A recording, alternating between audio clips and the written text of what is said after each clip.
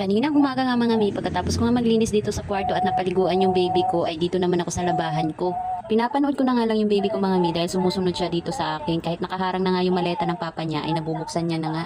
Itong lalaban ko mga mi ay damit pala to ng partner ko sa trabaho at yung kurtina at saka yung pinagpalitan ko ng sapin namin sa kama. Mula nga nang umuwi kami mga mi ay naglalaban na ako sa kamay. Hindi na muna ako nagwa-washing mga mi dahil para makatipid kami sa kuryente.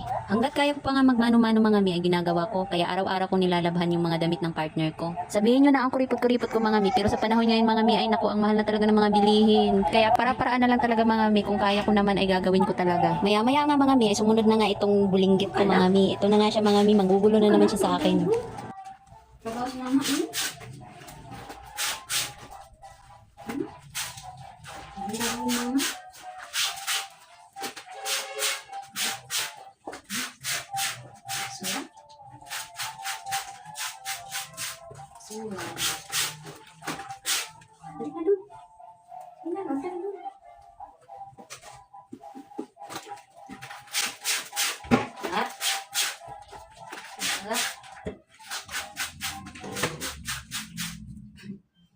Bye.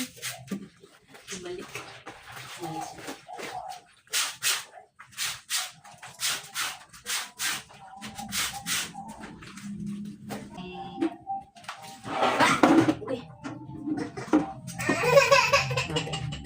Oh. Oh. Oh. Kasi bumalik ka pa eh. Pinapanood kita dun eh. Kaninang umaga nga mga mi, pagkatapos ko nga maglinis dito sa kwarto at napaliguan yung baby ko, ay dito naman ako sa labahan ko. Pinapanood ko na nga lang yung baby ko mga mi dahil sumusunod siya dito sa akin. Kahit nakaharang na nga yung maleta ng papa niya ay nabubuksan niya na nga.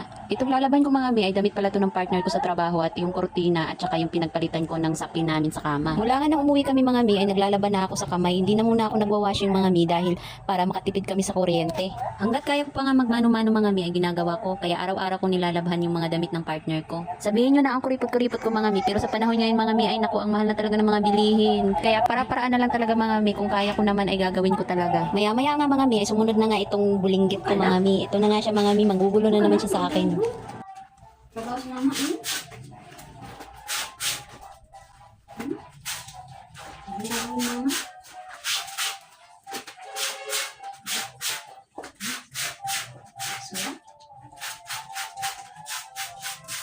Suwa.